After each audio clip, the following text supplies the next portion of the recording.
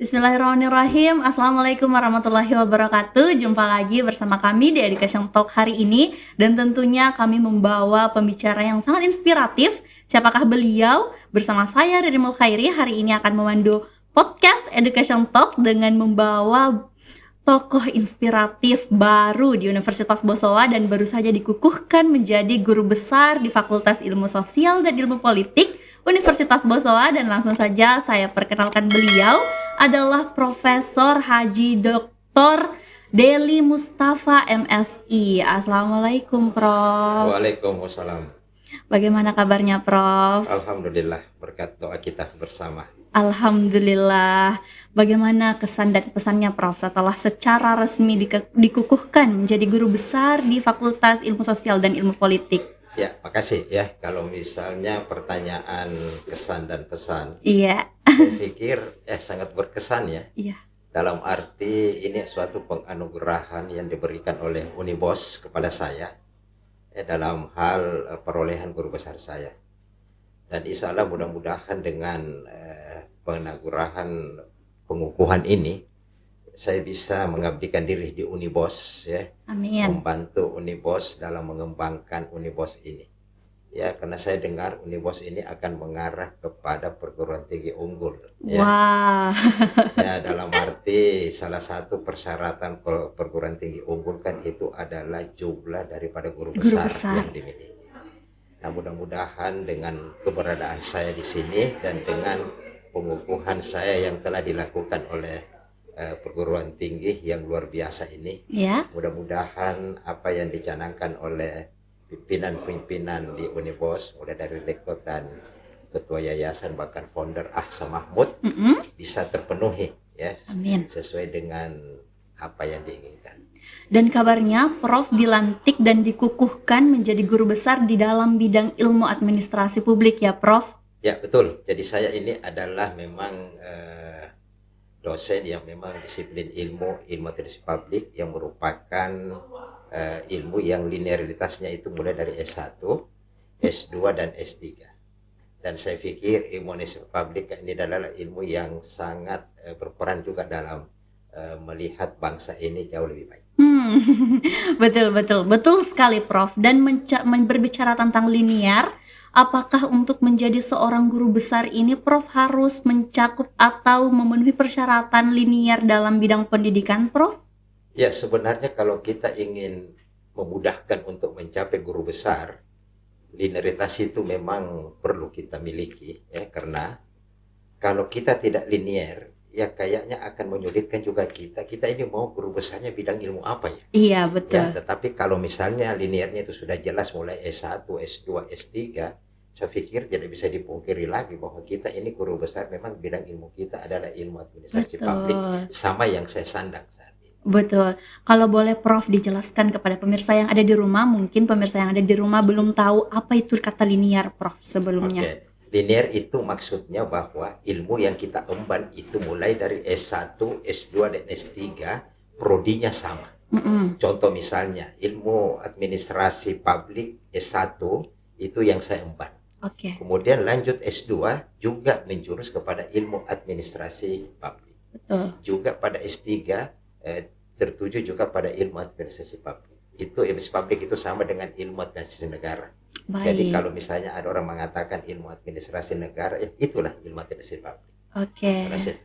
Kembali ke proses Prof dari akhirnya menjadi guru besar di Universitas Bosowa. Seperti apa prosesnya Prof? Boleh dijelaskan? Ya, saya pikir untuk menjadi guru penyandangan guru besar itu adalah bukan sesuatu yang mudah ya. Bukan sesuatu yang instan ya, tapi kita melalui satu proses yang sangat panjang. Dan terus terang guru besar itu adalah penyandangan bagi seorang dosen. Saya pikir banyak sih di luar sana mau menjadi guru besar ya, tetapi kayaknya tidak bisa kalau bukan seorang dosen. Betul. Walaupun barangkali kita sering mendengarkan ada juga orang bukan menjadi seorang dosen tapi menyandang guru besar itu pemberian, itu kan ya mungkin bisa saja ya, tetapi maksud saya guru besar yang ideal itu ya adalah guru besar yang memang dimiliki oleh seorang dosen. Baik. Dan terus terang sekali lagi saya katakan menjadi guru besar itu adalah sesuatu jenjang pendidikan, jenjang jabatan itu yang tidak instan, sangat-sangat melalui proses. Dan ini saya sangat mengalami begitu sulitnya ya menjadi guru besar. Apakah menguras keringat dan air mata, Prof? Jangankan keringat, dompet juga dikuras. Aduh. Jadi banyak sekali lah tantangan-tantangan ya, kita harus berkorban waktu, berkorban tenaga, berkorban pikiran, ya bahkan berkorban materi. Siap. Jadi kalau ada orang mengatakan gampang itu, saya bilang coba bedeng. Kegampangnya itu yang bagaimana ya gitu. Tapi apakah dengan kesulitan-kesulitan yang dialami selama ini, selama menjadi proses untuk menjadi guru besar, seimbang dengan apa yang dirasakan hingga hari ini, Prof? Ya, saya rasa kalau pertanyaan keseimbangan itu, saya pikir sesuatu yang kita sudah upayakan, kemudian kita sudah mencapai, saya rasa lunas semua kesulitan apa yang telah kita lakukan. Nah, sama dengan saya, begitu senangnya, begitu bahagianya, sangat bersyukur pada saat jenjang guru besar ini saya peroleh. Dalam arti pengorbanan, pergomanan, baik materi maupun tenaga, pikiran itu semua terbayarkan dengan penyandangan guru besar ini. Wah, terima kasih sekali. Sangat banyak sudut pandang yang bisa didapatkan dari bagaimana perjuangan Prof sampai hari ini. Dan kalau boleh saya tahu, Prof, artikel apa yang mengantarkan Prof hingga hari ini menyandang guru besar gelar tertinggi akademik? Ya, baiklah, saya berkali bagus kalau menjelaskan awal daripada pengusulan guru besar saya. Pertama saya mengusul itu 2019 bulan Juni. Iya. Nah, disitulah saya bergelut terus terang dengan yang namanya jurnal, yang namanya buku literatur, yang mananya pengabdian masyarakat, dan jenjang-jenjang akademik yang lain, yang memang itu merupakan persyaratan. Jadi perolehan guru besar itu ada mekanisme, ada aturan-aturan yang kita harus lalui. Pertama itu ya dalam arti penelitian, yang paling utama sebenarnya penelitian. Nah, penelitian ini bisa kita lakukan menerbitkan buku referensi, menerbitkan buku monograf, atau misalnya hasil penelitian dalam bentuk jurnal. Dan biasanya terus terang berdasarkan pengalaman saya, yang membuat kita kewalahan itu kadang jurnal. Karena saya pikir teman-teman dosen yang lain tahu juga itu, bahwa penerbitan jurnal itu tidak semudah ya diucapkan. Tidak semudah membalikkan telapak tangan. Dan terus terang sangat-sangat sulit ya, tidak instan, sama dengan ayam Kentucky ya. Ayam Kentucky kan itu katanya ayam Kentucky ya, Prof. Makanan yang instan ya. Kalau perolehan guru besar saya pikir tidak demikian. Memerlukan keseriusan ya, memerlukan ketelatenan, memerlukan mekanisme yang panjang. Nah, sekali lagi saya katakan, saya mengusul guru besar itu tahun 2019 bulan Juni, pada saat awal COVID. Alhamdulillah pergi ke COVID dan temui guru besar. Masya Allah. Nah, dan saya pikir ini suatu hikmat yang saya bisa dapatkan. Walaupun jenjangnya itu cuma 3 tahun, pada saat 3 tahun 6 bulan, tetapi saya sangat merasakan begitu sulitnya, begitu banyaknya tantangan-tantangan yang saya hadapi, khususnya tentang penerbitan jurnal. Tapi saya terus terang, itulah banyak teman-teman mengatakan ini luar biasa nih Pak Deli ini. Hambatan-hambatan yang dihadapi, dia lalui semua. Dan memang itulah kenyataan. Setiap ada jurnal saya ajukan 2019. Menurut hemat saya itu adalah Scopus. Tetapi kenyataannya tim peneliti mengatakan, ini bukan Scopus. Tapi nggak apa-apa ya, saya terima itu dan saya menerbitkan lagi jurnal tahun 2020. Sama juga demikian, katanya ini belum berkualitas jurnal ini. Tapi tidak apa-apa, saya akan mencari lagi, menerbitkan lagi jurnal 2021. 2022 alhamdulillah jurnal-jurnalnya saya terbitkan itu sudah diterima ya, walaupun barangkali itu juga saya melalui namanya prosesi audiens. Jadi dalam pengurusan besar itu bisa saya sampaikan kepada pemirsa bahwa ada yang namanya momen yang kita diperhadapkan kepada audiens.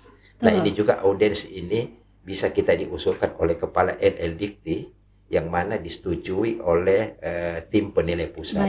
Dan alhamdulillah saya pada saat itu, karena mungkin tim penilai pusat juga sudah melihat bahwa ini Pak Deli ini sudah bolak-balik dia punya naskah ya. Akhirnya saya dianjurkan untuk audiens. Alhamdulillah dalam audiens itu saya diberikan kesempatan untuk perolehan guru besar dengan meminta satu lagi jurnal yaitu Sinta 2. Wah. Tetapi perlu saya sampaikan pada pemirsa ini bahwa penerbitan jurnal di Sinta 2 itu sekali lagi saya katakan ternyata tidak mudah. Tidak mudah. Ya. Banyak sekali kawan-kawan yang lain itu akan kesulitan menerbitkan jurnal Sinta 2. Nah, kenapa? Karena ternyata penerbitan di jurnal Sinta 2 itu bukan diperuntukkan pada teman-teman yang akan ke guru besar ya, tetapi semua jabatan fungsional, lektor atau lektor kepala itu juga dianjurkan masuk di Sinta 2. Nah, inilah yang menyulitkan kita karena sedikit lembaga jurnal tetapi banyak peminat. Nah, sehingga keterbatasan inilah yang harus kita sikapi. Betul. Bahwa ya faktor rezeki juga kali ya. Iya, takdir. Faktor takdir juga kali ya, sehingga kita bisa publish jurnal kita di Sinta 2. Wah. Jadi saya katakan lagi deh bahwa perolehan guru besar ini betul-betul suatu anugerah bagi saya karena begitu sulitnya tantangan-tantangan yang saya hadapi, tetapi alhamdulillah berkat doa dari orang tua, mertua, doa dari keluarga, istri, ya, doa dari keluarga dan teman-teman, ya akhirnya kesulitan itu bisa teratasi semua dengan perolehan guru besar saya. Oke, karena kita belum sempat masuk ke artikelnya, nanti kita akan bahas di sesi selanjutnya, Prof. Dan boleh kalau diberikan pesan dan motivasi kepada dosen-dosen yang ada di luar sana, khususnya di Unibos, untuk bisa menyusul langkah Prof selanjutnya. Ya, jadi singkat saja, Prof. Ya, untuk teman-teman di luar yang akan mencapai guru besar, saya pikir ini memerlukan suatu kesabaran dan keseriusan. Sekali lagi, jangan putus asa ya untuk mengejar apa yang kita inginkan, karena seorang dosen itu ujung-ujungnya itu karir yang akan kita tujukan itu adalah guru besar. Sekali lagi saya katakan jangan putus asa apabila jurnalnya ditolak. Betul. Ya, cari tahu saja apa sih masalahnya ini. Nah, masalah itu kita atasi, karena dalam kehidupan itu bahwa tidak ada masalah yang tidak ada jalan pemecahannya. Pasti semua ada, tergantung doa kita dan usaha kita. Kuatkan doa ya, Prof. Kuatkan doa dan usaha. Sekedar informasi kepada pemirsa yang ada di rumah, buku-buku yang saat ini ada di meja adalah buku karya dari Profesor Deli Mustafa, dan saat ini sudah sangat terlihat bahwa judulnya tentang birokrasi dan reformasi birokrasi dalam pemerintahan. Nanti kita akan sambung ke sesi selanjutnya karena durasi kita terbatas, Prof. Terima kasih ya untuk bisa menyempatkan hadir di podcast kita hari ini, dan semoga bisa memberikan inspirasi kepada teman-teman dan pemirsa yang ada di rumah ya, Prof. Khususnya mahasiswa, dosen, dan tenaga pendidik lainnya untuk bisa termotivasi dan mengikuti langkah Prof menjadi guru besar dalam bidang ilmu administrasi publik. Sekian hari ini tentang podcast kita, semoga bisa memberikan manfaat yang besar dan inspirasi kepada pemirsa yang ada di rumah. Saya Riri Mulkhairi undur diri di Education Talk, dan wassalamualaikum warahmatullahi wabarakatuh. Waalaikumsalam warahmatullahi wabarakatuh.